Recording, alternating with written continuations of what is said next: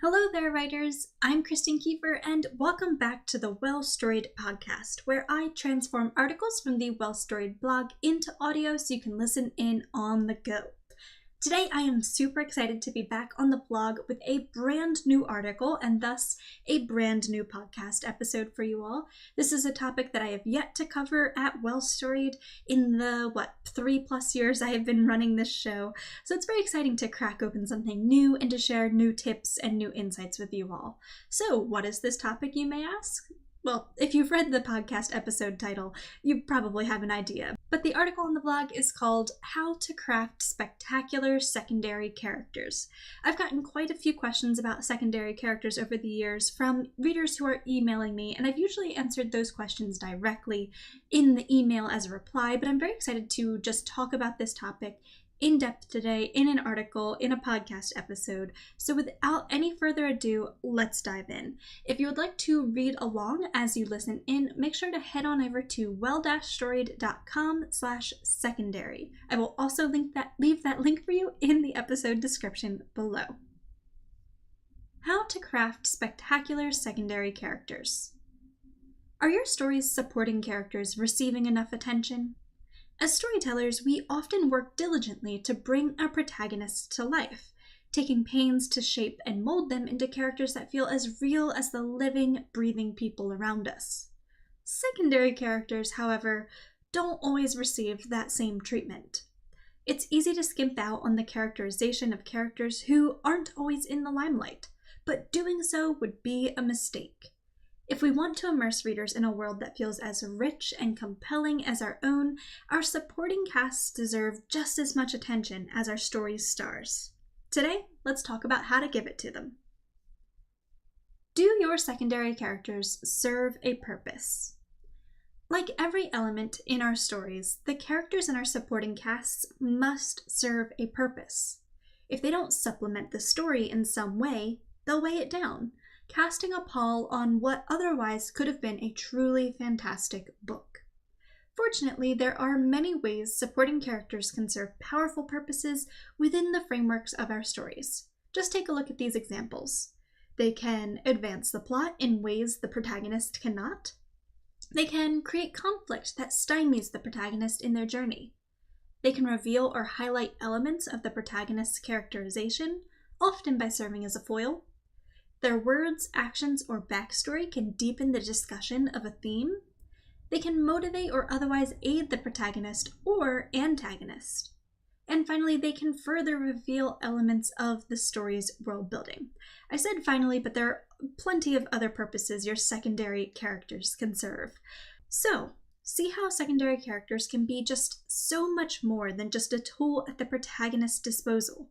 The prized love interest they win as a reward for fulfilling their destiny, or the comic relief who lightens up the mood. By fulfilling one or more of the purposes we just talked about, our supporting characters can enrich our stories in ways that further captivate readers, rather than pulling them out of the narrative with characterizations that fall flat. Now let's talk about how to develop secondary characters fully. Crafting spectacular secondary characters can be tough when they don't receive nearly as much screen time as their primary character counterparts, but that doesn't mean we should skimp out on their characterizations. Secondary characters deserve to stand on their own 2 feet, as characters with rich lives and complex inner worlds, just as any protagonist should. But how much do we need to develop our secondary characters before writing? And how can we showcase their complexities if they don't spend much time on the page? Here are my top tips to get you started, writer. Tip number 1, develop secondary characters fully. It's not always necessary to craft supporting characters in as much detail as you would your primary characters. However, I do recommend developing all the same elements for those characters as you would your protagonist. Elements such as personality, backstory, relationships, worldview, unique voice, and so on. As with anything you develop, it's unlikely that every last scrap of information will wind up on the page. However, it's always better to know more about your characters than is necessary, than to skimp out on their characterization.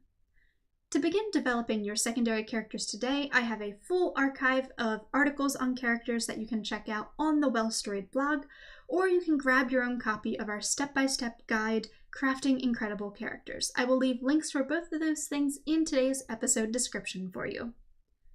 Tip number 2, take advantage of tropes. You know you've developed a character well when readers invest in their lives, buying into the believability of their actions and motivations. Any good investment, however, involves trust, and trust often takes time to build. When secondary characters don't receive much time on the page, encouraging readers to invest in their lives can be tough. Fortunately, there's an easy trick you can employ to remedy this situation. Craft secondary characters that put fresh and unexpected twists on classic character tropes. By taking stock characters, the jock, the medieval princess, the city lawyer, the rogue, and so on, and putting a fresh spin on their typical persona, you can take advantage of readers' preconceptions and make quick work of crafting characters that feel just as complex as any star of the show. Need an example or two? Perhaps the popular high school jock only joined the team in hopes of earning a college scholarship, or maybe the high-powered city lawyer works day and night to avoid confronting the emotional consequences of past trauma. Really, the options here are endless. On to tip number 3 we go. Make them memorable. Developing secondary characters fully and making good use of readers' preconceptions are both great ways to bring those characters to life. But how can you keep secondary characters from getting lost in the crowd? Here are a few quick tips for making characters memorable when you're juggling a large cast. Tip number 1, give them an alliterative quirk. This is a tip I picked up from a recent episode of the Writing Excuses podcast with author Brandon Sanderson. To help readers distinguish between 2 or more secondary characters, make clever use of alliteration. Perhaps Marcus has a mustache, for example, or Corey is a chiropractor. Though you don't always want to make constant mention of this alliterative quirk, giving it a small nod when the character comes into the scene can help trigger readers' recognition of them.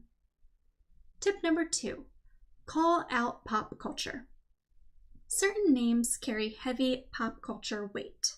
For example, a character named Jan is likely to call to mind Jan Brady, while a character named Norman may make readers recall Norman Bates from Psycho.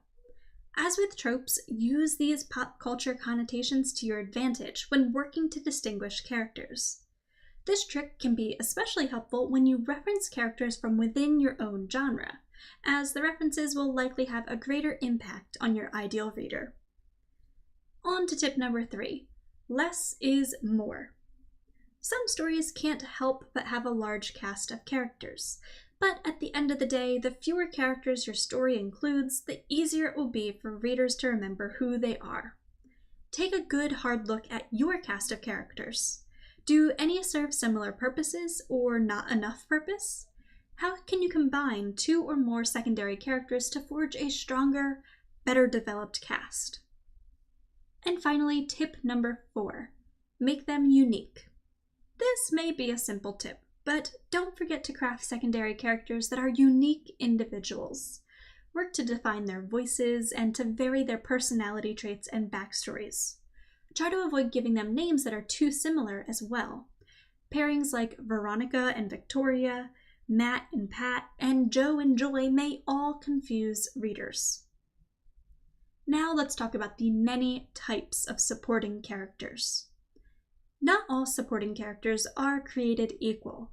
Some characters will appear in your story much more frequently than others, and all should serve various purposes within the realm of your story.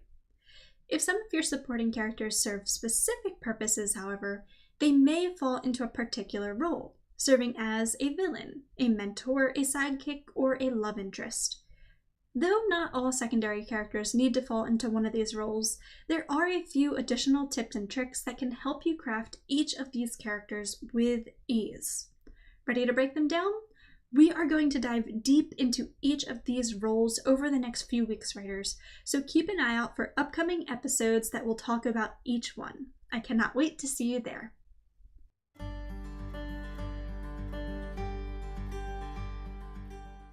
Writers, are you ready to craft well-developed secondary characters that will wow your readers? I hope you found today's tips and tricks to be helpful.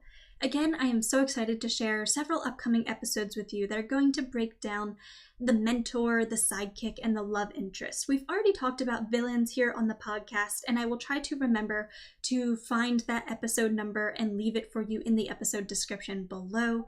But you can also check that link out to the villain article and villain podcast by heading over to today's article transcript at well-storied.com/secondary.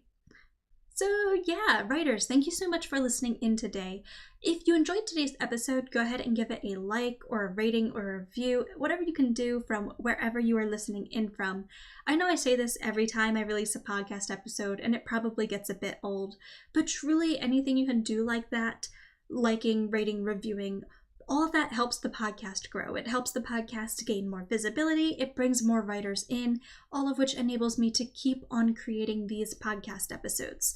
So if you enjoy the podcast and would like it to continue for a long time to come, please do go ahead and do whatever you can do to help support it. Sharing it with your writing friends, whether in real life or online as well, also helps. Word of mouth really goes a long way. So thank you, thank you, thank you. If you would like to help support the podcast monetarily, help me cover the expenses involved in running it, and really in running all of Well-Storied, creating all of Well-Storied's resources, I do have a Patreon account. Patreon is a place where you can support your favorite creators on a monthly basis for as little as just $1 a month. And so if you would like to get involved, you can find all of that at patreon.com/well-storied. I try not to share exclusive writing tips and tricks with my patrons to thank them, because I feel that kind of defeats the purpose of what I do at Well-Storied.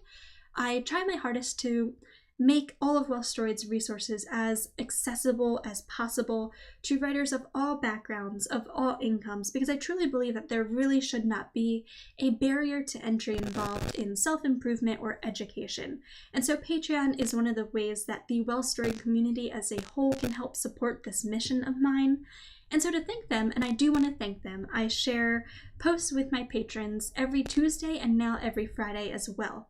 But rather than sharing exclusive tips and tricks, I actually share on Tuesdays some behind-the-scenes looks at both Well-Storied and my personal fiction writing life. And then on Fridays in particular, I've just started doing Fiction Fridays, where I actually share a snippet from my own fiction writing, just as kind of a way to, say thanks for all the support. It just, like I always say, it means the world. It truly, truly does. And I just want to say thanks for that however I can. So it may not be the biggest reward in the world to share these little posts with my patrons every week, but it's just something I do because I absolutely love. I'm so grateful for all of the support. So yes, again, if you'd like to be a part of that community, if you would like to check out my Tuesday behind the scene posts, my Fiction Friday posts, make sure to head on over to patreon.com/well-storied. Writers, thank you all so much for listening in today. I hope you enjoyed today's episode. If you have any questions, don't hesitate to reach out to me on social media. I would love, love, love to chat with you about this. But until next time, writers, happy writing to you, and we will see you soon. Bye!